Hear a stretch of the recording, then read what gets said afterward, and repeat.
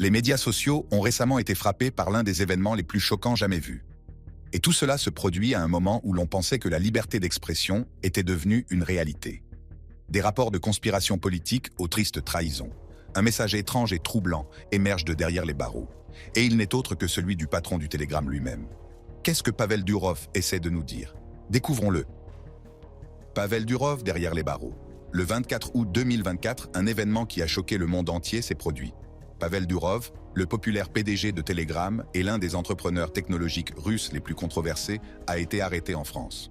L'incident, qui a été confirmé par le secrétaire de la police française, Jean-Michel Bernigaud, a eu lieu à l'aéroport de Paris-Le Bourget après l'arrivée de M. Durov dans un avion privé en provenance de Bakou, en Azerbaïdjan. Cette arrestation a suscité un vif émoi dans le monde de la technologie et en a choqué plus d'un, compte tenu de l'image publique de M. Durov, partisan de la protection de la vie privée et de la liberté d'expression dans le domaine numérique.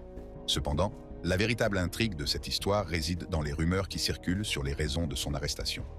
Selon un rapport, Pavel Durov a été placé en détention pour des infractions qui auraient été commises sur Telegram, allant du trafic de drogue à la cyberintimidation et au crime organisé, en passant par la promotion du terrorisme et de la fraude. Plusieurs sources ont même établi un lien entre son arrestation et un trafiquant de drogue anonyme, ce qui laisse à penser que M. Durov pourrait être impliqué dans une affaire bien plus sombre que ses combats habituels contre la censure et la surveillance de l'État. Ce lien supposé met en évidence un réseau potentiellement complexe de relations dans lequel Durov pourrait avoir été impliqué, sciemment ou non. Ces allégations sont d'autant plus troublantes que Telegram, sous la direction de M. Durov, a été critiqué pour son utilisation par des réseaux criminels et des terroristes en raison de son cryptage fort et de l'absence de modération du contenu. Ces critiques se sont même amplifiées ces dernières années, alors que les gouvernements du monde entier s'efforcent de trouver un équilibre entre le besoin de sécurité et la protection des libertés civiles. Dans une déclaration publiée après son arrestation, le PDG de Telegram aurait fait l'objet d'une enquête pour complicité présumée dans divers crimes, notamment la gestion d'une plateforme en ligne permettant des transactions illicites, la pornographie enfantine, le blanchiment d'argent, le trafic de stupéfiants et la fraude.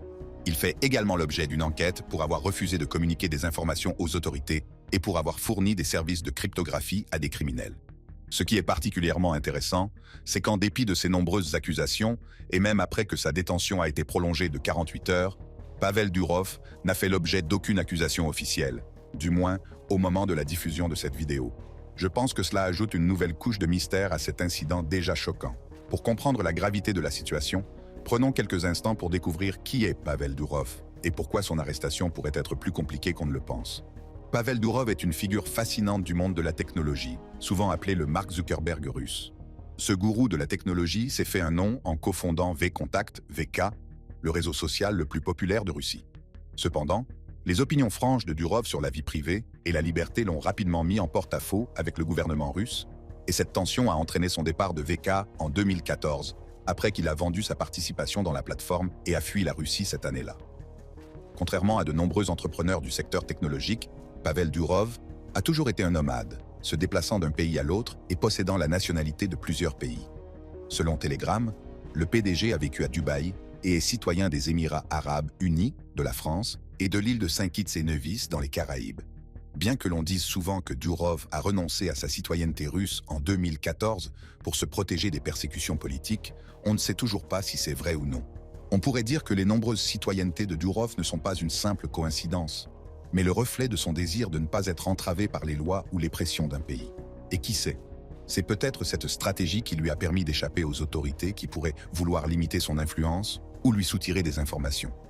La récente arrestation de M. Durov a été condamnée dans le monde entier, non seulement en raison de la menace potentielle qu'elle fait peser sur la liberté d'expression, mais aussi en raison des mesures extrêmes qui ont été prises pour violer ses droits. Si l'Union européenne et les États-Unis ont déjà infligé des amendes à d'autres plateformes de médias sociaux pour violation de leurs règles et réglementations, ils n'ont jamais arrêté de grands leaders technologiques, comme c'est le cas pour M. Durov. Bien que le PDG de Telegram ait été placé en détention, les autorités françaises sont restées très discrètes sur les détails de l'affaire, ce qui a alimenté les spéculations sur la véritable nature de l'implication de M. Durov avec le trafiquant de drogue dont le nom n'a pas été révélé. Si certains analystes estiment qu'il pourrait s'agir d'une manœuvre stratégique des forces de l'ordre visant à recueillir davantage de preuves avant de faire des déclarations concrètes, d'autres pensent qu'il pourrait s'agir d'une arrestation à motivation politique, probablement le résultat d'une conspiration planifiée. Une éventuelle conspiration. Récemment, on a découvert qu'avant l'arrestation de Pavel Durov le 24 août, il avait été en compagnie d'une mystérieuse femme avec laquelle il avait voyagé. Les spéculations autour de l'arrestation de Pavel Durov se sont considérablement intensifiées à la suite d'une série de messages postés sur X par un utilisateur nommé Baptiste Robert. Ces messages affirment que les mouvements de Pavel Durov ont été révélés par les médias sociaux, ce qui pourrait conduire à son arrestation par les autorités. Ces plaintes se concentrent sur une femme nommée Julie Vavilova, qui aurait accompagné Durov lors de ses voyages avant son arrestation. Le premier message de Robert contenait une photo de Vavilova dans un avion, avec une légende suggérant qu'elle était la femme qui voyageait avec Durov. Il y avait également plusieurs photos de différents lieux où Pavel Durov lui-même s'était rendu. L'un des messages du fil de discussion a même révélé que Vavilova travaille comme coach en crypto-monnaie, reliant ainsi davantage son identité à l'industrie de la crypto-monnaie, un domaine étroitement associé à Durov, en raison de son implication dans Telegram et dans le développement de Toncoin. Cela soulève une question essentielle. Qui est Julie Vavilova et comment a-t-elle joué un rôle dans l'arrestation de Pavel Durov? Julie Vavilova est une coach en cryptographie et une streamer basée à Dubaï. D'après sa biographie, elle s'intéresse beaucoup aux jeux et à la cryptographie, et parle couramment l'anglais, le russe, l'espagnol et l'arabe.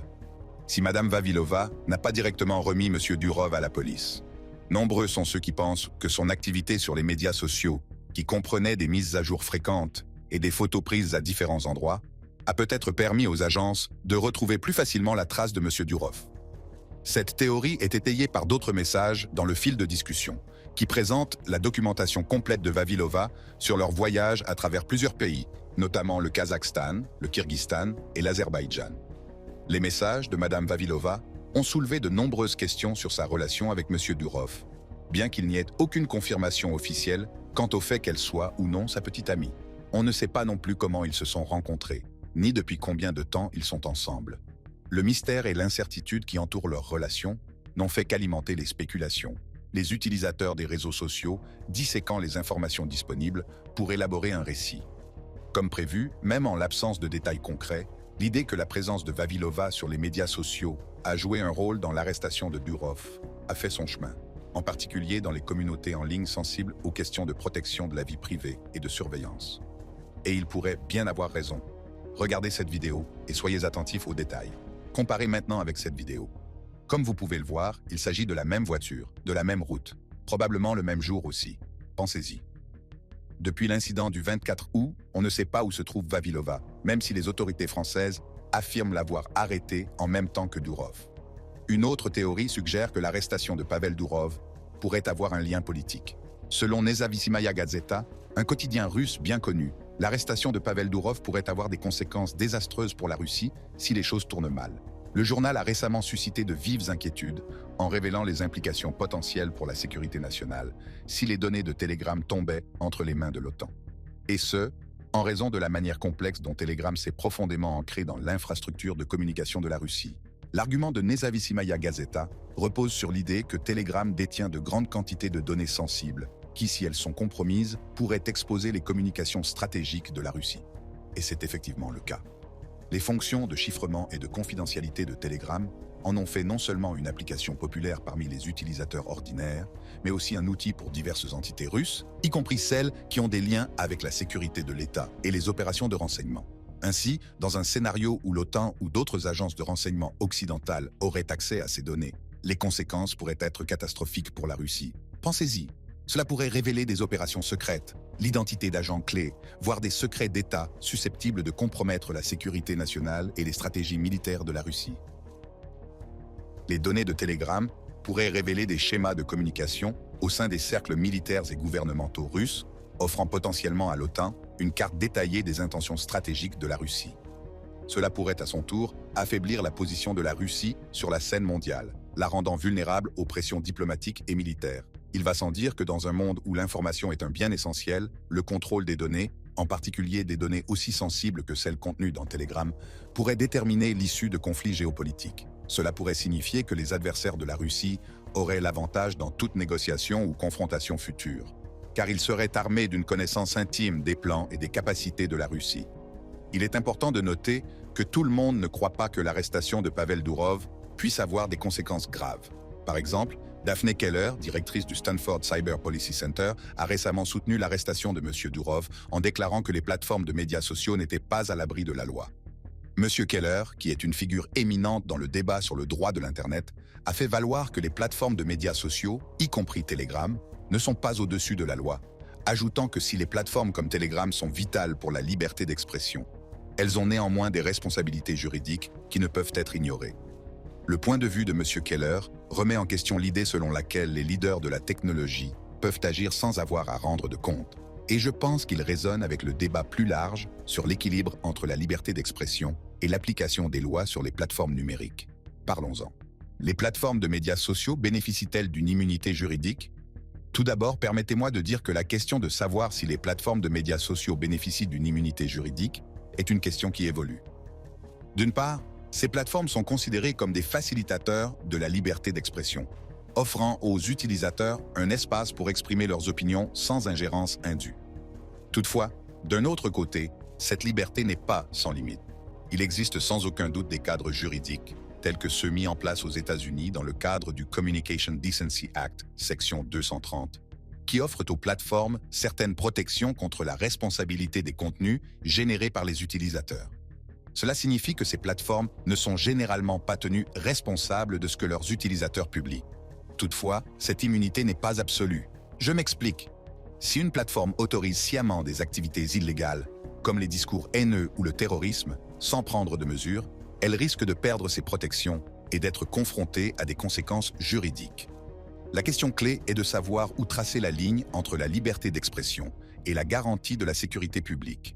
Si certains soutiennent que les plateformes ont le devoir moral et légal d'empêcher la diffusion de contenus préjudiciables, d'autres, partisans de l'immunité, estiment que le fait de tenir les plateformes pour responsables pourrait étouffer la liberté d'expression et l'innovation. Alors que des personnes comme Daphne Keller pensent que le fait d'obliger Durov à rendre des comptes créera un précédent selon lequel aucune plateforme, quelle que soit sa taille ou son influence, ne devrait être à l'abri d'un examen juridique, il convient de noter que la clé réside dans le maintien d'un équilibre entre la protection de la vie privée des utilisateurs et la garantie que les plateformes ne facilitent pas les comportements illégaux sous couvert de liberté. Dans la pratique, l'équilibre entre l'immunité et la responsabilité est encore testé par les tribunaux et les assemblées législatives du monde entier. Alors que les médias sociaux continuent d'évoluer, le paysage juridique qui les régit évolue lui aussi, reflétant la tension permanente entre la liberté, la responsabilité et l'état de droit à l'ère numérique. En réponse aux nombreuses théories du complot qui ont fait le tour des médias sociaux, le président français Emmanuel Macron a rapidement rejeté ces inquiétudes, affirmant que l'arrestation n'avait aucune inclination politique. Selon M. Macron, l'arrestation de M. Durov est une affaire purement juridique, fondée sur l'état de droit et non influencée par un quelconque agenda politique. Le président affirme que le gouvernement français tient à préserver l'apparence d'impartialité, soulignant que les actions en justice engagées contre des personnalités comme M. Durov sont fondées sur des procédures judiciaires et non sur des vendettas politiques. Alors que certains pensent que le gouvernement français ne fait que respecter ses lois, en démontrant que même les magnats influents de la technologie ne sont pas au-dessus de la mêlée, d'autres observateurs restent sceptiques et se demandent s'il n'y a pas des motifs politiques sous-jacents, notamment en raison de la nature controversée de Telegram et de son rôle dans les communications mondiales. Ces commentaires sont d'autant plus contestables que le moment et la nature de l'arrestation de M. Durov ont alimenté les débats en cours sur le rôle du gouvernement dans la régulation des entreprises technologiques. Si ces affirmations et théories du complot peuvent sembler un peu extrêmes, il est important de prendre en compte les différents événements qui se sont produits avant l'arrestation de Pavel Durov. Avant l'arrestation, une série d'événements. Après vos contacts, Durov n'a pas disparu de la scène technologique. Au contraire, il a créé Telegram, une application de messagerie cryptée qui est devenue mondialement connue pour son engagement en faveur de la protection de la vie privée. Pavel Durov et son frère Nikolai ont fondé Telegram en 2013 en réponse à leurs préoccupations croissantes concernant la protection de la vie privée et la surveillance gouvernementale. L'idée de Telegram est née de la désillusion de Pavel face à la façon dont les gouvernements, en particulier le gouvernement russe, empiètent de plus en plus sur la vie privée numérique des individus. Pour lui, Telegram devait être l'application qui non seulement donnerait la priorité à la protection de la vie privée, mais qui introduirait également des fonctionnalités révolutionnaires à l'époque. Bien que Pavel soit le visage public et la force motrice de Telegram, c'est son frère Nikolai qui a développé la technologie sous-jacente de l'application en concevant le protocole MT-Proto, qui constitue l'épine dorsale de la sécurité de Telegram. Ce protocole a permis à Telegram d'offrir un niveau de cryptage pratiquement inédit dans les applications de messagerie grand public. Pour les frères Durov, Telegram était bien plus qu'une simple application de messagerie. Disons que c'était une déclaration. Une application qui permet aux utilisateurs d'envoyer des messages, des photos, des vidéos et des fichiers de tout type, et dont la caractéristique la plus distinctive est son engagement en faveur du chiffrement. Les conversations secrètes de Telegram offrent un cryptage de bout en bout, ce qui signifie que seul l'expéditeur et le destinataire peuvent lire les messages et qu'aucun tiers, pas même Telegram, ne peut accéder au contenu. Personnellement, je trouve ça super cool. Dès sa création, Telegram a attiré des utilisateurs tout aussi soucieux de la protection de la vie privée.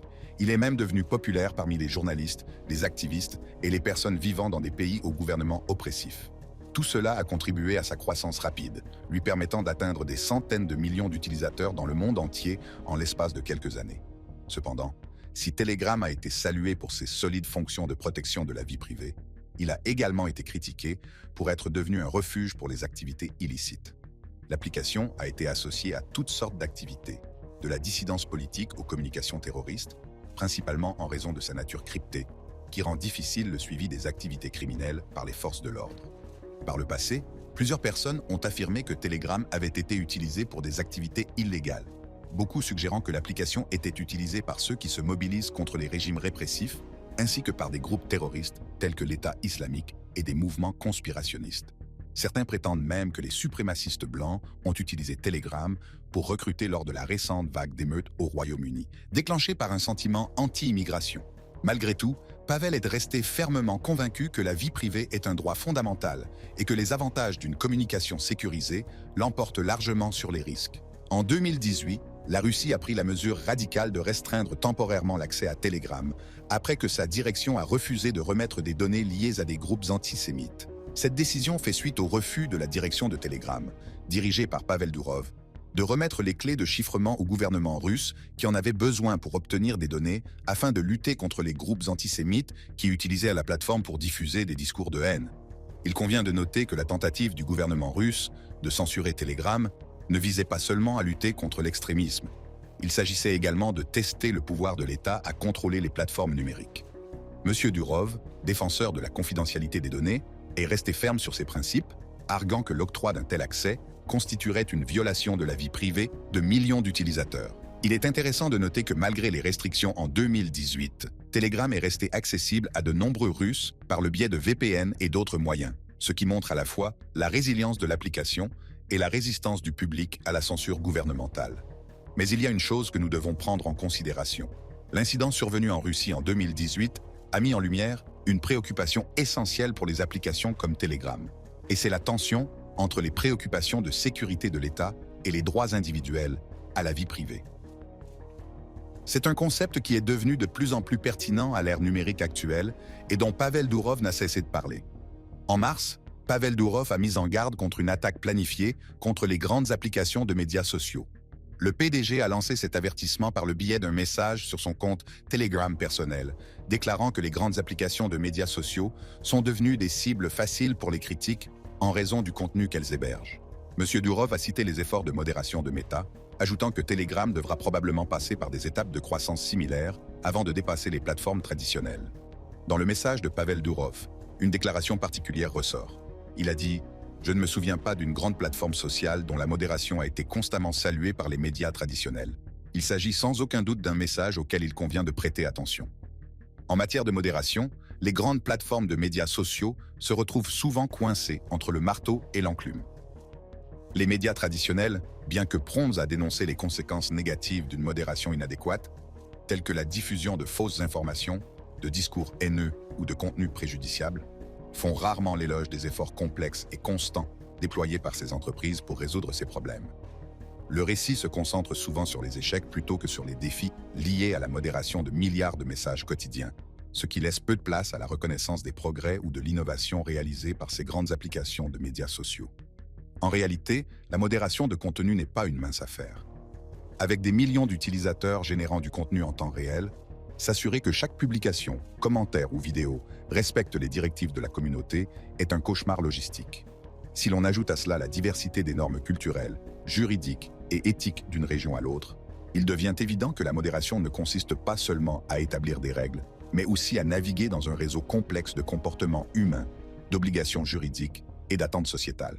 Pourtant, les médias traditionnels ont tendance à négliger ces complexités et, au lieu de cela, à mettre en évidence chaque faux pas ou retard dans l'action, comme preuve d'une défaillance systémique. L'interview de Pavel Durov sur CNN donne un aperçu de ce qui se passe réellement. Les réactions négatives à l'égard des plateformes pour les défauts qu'elles perçoivent sont souvent plus fortes que la reconnaissance du difficile exercice d'équilibre auquel elles se livrent quotidiennement. Et malheureusement, cette focalisation absurde peut façonner la perception du public en dépeignant ces plateformes comme négligentes ou motivées par le profit. Ce que l'on oublie souvent dans ces récits, c'est l'ampleur et la rapidité avec lesquelles les entreprises de médias sociaux doivent opérer. Alors qu'un média traditionnel peut traiter un nombre limité d'articles par jour, des plateformes comme Facebook, Twitter et YouTube modèrent des contenus qui représentent des milliards d'interactions. Et n'oublions pas que les outils qu'elles utilisent, qu'il s'agisse d'algorithmes d'intelligence artificielle ou de modérateurs humains, sont en constante évolution, même s'ils font l'objet d'un examen minutieux. Et oui, les erreurs sont inévitables. Je pense donc que le manque de reconnaissance des succès de ces applications crée un déséquilibre dans la manière dont leurs efforts sont présentés. Et n'oubliez pas que la modération du contenu pose des dilemmes éthiques. C'est un aspect que les médias traditionnels n'apprécient pas toujours. Par exemple, il est essentiel de supprimer les contenus préjudiciables, mais une modération trop zélée peut conduire à la censure en supprimant la liberté d'expression et, peut-être, les voix dissidentes. Tout cela nous amène à une conclusion. Les plateformes de médias sociaux doivent marcher sur des œufs. On leur reproche souvent d'en faire trop ou pas assez, selon le point de vue de celui qui les critique. Et qui sait? C'est peut-être pour cette même raison que Pavel Durov aurait rencontré le président russe Vladimir Poutine juste avant son voyage. Le PDG de Telegram a peut-être discuté de ces tensions sociétales autour de la technologie et de la manière dont la Russie peut aider les grandes plateformes de médias sociaux à continuer de croître et d'évoluer. Alors que la France continue de nier tout lien politique avec l'arrestation de Pavel Durov, il devient de plus en plus évident que les conséquences de cet incident seront plus choquantes que prévues. Les suites de l'arrestation. Pour commencer, il a été dit que Pavel Durov risquait jusqu'à 20 ans de prison s'il était reconnu coupable d'accusations découlant de ses récents démêlés avec la justice. Peut-être, ce qui rappelle jusqu'où les gouvernements sont prêts à aller pour affirmer leur contrôle sur les plateformes numériques qui remettent en cause leur autorité. La perspective de voir Durov passer 2 décennies derrière les barreaux ne vise pas seulement à punir un homme, mais aussi à envoyer un message à d'autres entrepreneurs technologiques qui pourraient être tentés de défier les autorités gouvernementales. Pour M. Durov, cependant, les enjeux sont encore plus importants, car il ne s'agit pas seulement d'une bataille juridique, mais aussi d'un combat pour l'avenir de la vie privée numérique et de la liberté d'expression. En réaction à ces récentes révélations et aux nombreuses accusations potentielles contre Pavel Durov, Telegram a publié une réponse publique à l'arrestation de son PDG, la qualifiant d'absurde. L'application de médias sociaux a publié un message sur son canal d'information, indiquant que Telegram respecte les lois de l'UE, y compris la loi sur les services numériques, Digital Services Act. Elle a également ajouté qu'en dépit des nombreuses plaintes, son PDG, Pavel Durov, n'a rien à cacher. Outre la réponse de Telegram, plusieurs autres personnalités internationales ont également réagi à l'arrestation. Par exemple, le ministère russe des Affaires étrangères, représenté à la fois par ses canaux officiels et par des personnalités clés, telles que la porte-parole Maria Zakharova et l'ancien président Dmitri Medvedev, a exprimé sa vive désapprobation et son inquiétude face à cette situation, la décrivant comme un incident de 2 poids, 2 mesures et de manœuvres géopolitiques de la part des pays occidentaux. Dans une déclaration officielle, le ministère russe des Affaires étrangères a révélé que l'ambassade de Russie en France avait rapidement pris des mesures pour faire face à l'arrestation de M. Durov, malgré l'absence de demande directe de la part de ses représentants. Par ailleurs, Maria Zakharova, porte-parole du ministère russe des Affaires étrangères, a formulé une critique plus acerbe de la situation, qualifiant les démocraties occidentales de dictatures libérales qui manipulent les situations à leur avantage. Ces remarques, formulées lors d'une interview, suggèrent que la détention de M. Durov s'inscrit dans un contexte plus large d'hypocrisie de la part de l'Occident. Madame Zakharova a établi un parallèle avec l'incident de 2018 au cours duquel la Russie a bloqué Telegram, affirmant que les pays occidentaux, qui se sont empressés de critiquer la Russie lors de la controverse sur Telegram, pourraient même aujourd'hui être complices des mesures prises à l'encontre de M. Durov. L'ancien président russe, Dmitri Medvedev, a donné un avis plus personnel sur la situation de M. Durov, en soulignant les complexités de l'identité nationale. Mais il ne s'est pas arrêté là. M. Medvedev a également reproché à M. Durov de croire que ses problèmes se situaient principalement en Russie, ce qui l'a conduit à chercher à obtenir la citoyenneté ou la résidence ailleurs, à la recherche d'un mode de vie plus cosmopolite. Selon M. Medvedev, les efforts déployés par M. Durov pour prendre ses distances par rapport à ses racines russes se sont finalement retournés contre lui, car l'Occident le perçoit toujours à travers le prisme de son héritage russe. Il a également suggéré un sentiment d'inévitabilité concernant l'identité nationale, affirmant que M. Durov, malgré ses aspirations à être un citoyen du monde, ne peut pas échapper aux réalités géopolitiques liées à ses origines. Il est intéressant de noter que ce ne sont pas les seuls commentaires notables sur cette question. Même des personnalités de renom comme Elon Musk, PDG de X, et Tucker Carlson ont également condamné l'arrestation. Musk, qui a réagi par un tweet, a évoqué l'idée que des personnes seraient exécutées en Europe pour avoir simplement aimé un mème en 2030. L'ancien animateur de Fox News, Tucker Carlson, a également réagi dans le même sens en déclarant qu'en fin de compte, ce n'était pas Poutine qui avait arrêté Pavel Durov pour avoir permis au public d'exercer sa liberté d'expression, mais plutôt un pays occidental. Le podcasteur russo-américain Lex Fridman a également réagi à l'arrestation de Pavel Durov.